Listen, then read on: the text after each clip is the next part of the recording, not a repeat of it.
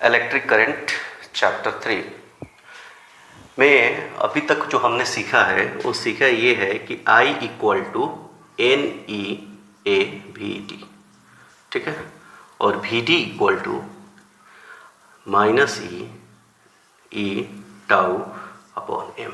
ये हमारा direct velocity है, वो इलेक्ट्रिक करंट है। अब यहाँ पे एक टॉपिक आता है मोबिलिटी। तो मोबिलिटी क्या होता है? जैसे मान लेते हैं कि ये कंडक्टर है, ये हमारा कोई भी कंडक्टर है। बोल रहे हैं कि कंडक्टर में अगर हम चाहते हैं कि इलेक्ट्रिक करंट कैरी हो तो उसके लिए इलेक्ट्रॉन को मूव करना पड़ेगा। कैसे मूव करना पड़ेगा? तो बोल रहे हैं कि वो इलेक्ट्रॉन एक पार्टिकुलर डायरेक्शन में जब मूव करेंगे तभी हम करंट को फॉर्म करेगा। तो एक टॉपिक आता है ये मोबिलिटी। मोबिलिटी क्या है? तो बोल रहे हैं कि to carry electric current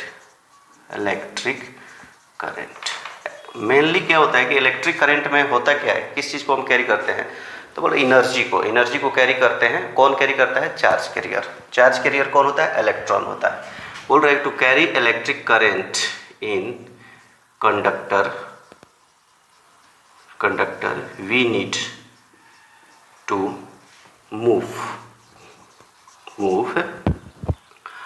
electron और ऐसा बोल सकते हैं हम चार्ज कैरियर। क्या बोल सकते हैं? चार्ज कैरियर, ठीक है, चार्ज कैरियर। किसी भी कंडक्टर में अगर हमको चार्ज कैरियर को मूव करवाएंगे तो करंट जनरेट होता है, ठीक है। तो बोल रहे हैं कि क्या इस कंडक्टर में जो फ्री इलेक्ट्रॉन है वो मूव नहीं करते हैं? बोला मूव करते हैं, बट कैसे मूव करते हैं? रैंडम मोशन में। In conductor the charge particles move. Charge particles बोलिए, चार्ज कैरियर बोलिए, इलेक्ट्रॉन बोलिए, कंडक्टर में तीनों का मतलब सेम ही होता है। Charge particles move in conductor with in random motion. क्यों? Due to thermal velocity. बोल रहे हैं कि इसके पास एक वेलोसिटी होती है जिसको हम थर्मल वेलोसिटी कहते हैं। कौन सा वेलोसिटी कहते हैं? और ये थर्मल वेलोसिटी टेम्परेचर के कारण होता है। ये कंडक्टर के चारों तरफ जो है टेम्परेचर होता है, टेम्परेचर के कारण यहाँ के इलेक्ट्रॉन एनर्जी गेन कर लेते हैं। उसी एनर्जी को गेन करके ये इलेक्ट्रॉन जो है उसी के अंदर रैंडम मोशन करते रहते हैं, जिग जैग। रैंडम मोशन होता है कि उनका मोशन जो होता है वो ऑल डायरेक्शन में होता है। किस डायरेक्शन में होता है? All direction.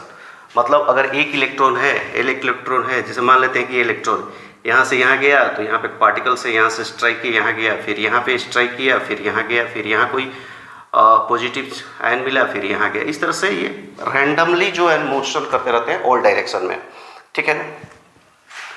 To move charge particles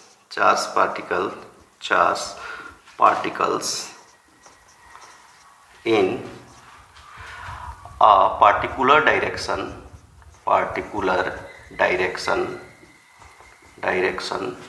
we need to apply electric field due to which the charge particles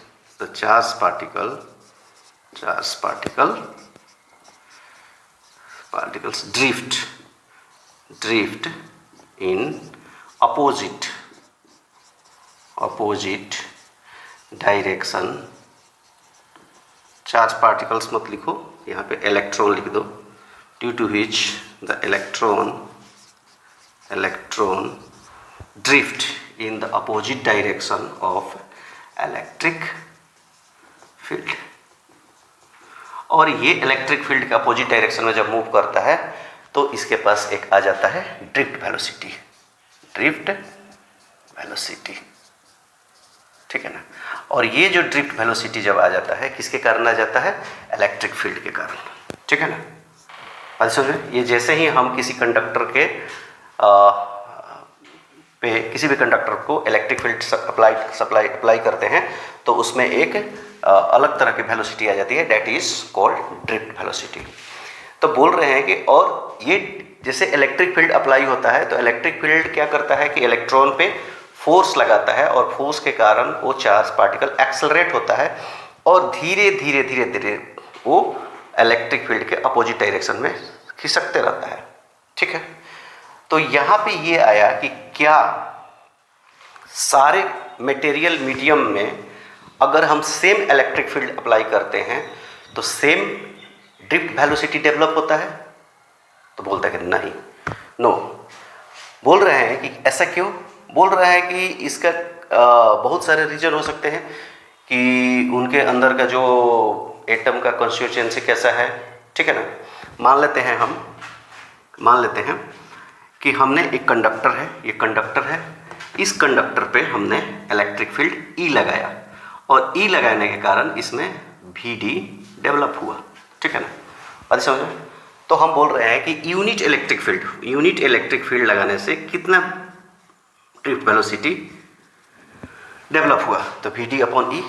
यही जो है इस कंडक्टर के अंदर इलेक्ट्रॉन की मोबिलिटी है, ठीक है।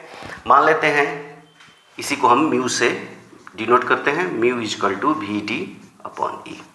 अगर हम दो कंडक्टर लेते हैं, दो कंडक्टर ले लिए, ये कंडक्टर हमारा ए कंडक्टर है और दूसरा कंडक्टर ये हमारा बी कंडक्टर है, ठीक है, बी कंडक्टर है। बोल रहा है इसमें ई इलेक्ट्रिक फील्ड लगाए तो Vd आया, तो बोल रहा है यूनिट इलेक्ट्रिक फील्ड में क्या हो गया? Vd अपॉन ई। ये हमारा कंडक्टर ए है, कंडक्टर बी है। अब बोल रहा है कि अगर इसमें ई इलेक्ट्रिक फील्ड लगाया और ये हमारा Vd जनरेट हुआ तो यूनिट में क्या हो गया? Vd अपॉन ई मान लेते हैं। तो बोल रहे हैं कि ए में जो ड्रिफ्ट वेलोसिटी है वो बी के ड्रिफ्ट वेलोसिटी से ज़्यादा है, ठीक है। तो हम कहेंगे कि कंडक्टर 1A में इलेक्ट्रॉन की मोबिलिटी बी से ज़्यादा है।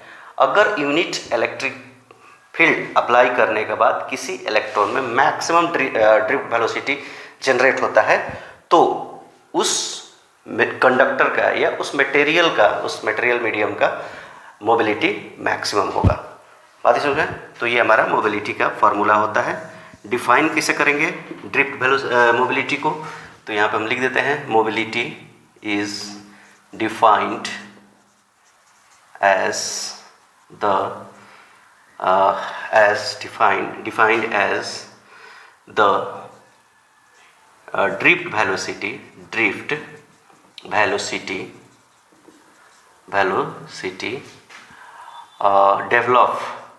developed in drift velocity in any material medium, ठीक है ना। Drift develop material medium when applied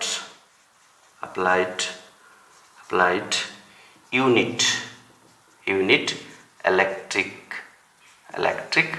field, ठीक है ना, इलेक्ट्रिक फील्ड। ये हमारा मोबिलिटी का definition. Mobility is defined as the drift velocity develop in any material medium when applied unit electric field, ठीक है ना। ये हमारा और उसका रिप्रेजेंटेशन क्या होगा मैथमेटिक मॉडलिंग में? Mu equal to Vd upon e, ठीक है। इसका SI यूनिट क्या हो जाएगा? SI यूनिट तो बोल रहे हैं कि Vd का हम देख लेते हैं, Vd का मीटर पर सेकेंड होता है और ई का यहाँ से हम ले लेते हैं E इक्वल टू होता है V upon dV upon dr, तो equal to volt per metre. तो यहाँ पे हम लिखते हैं volt per metre equal to metre per second into metre per volt. तो ये हमारा हो गया metre square per volt second. ये हमारा यूनिट हो गया, SI unit of mobility is metre square per volt second.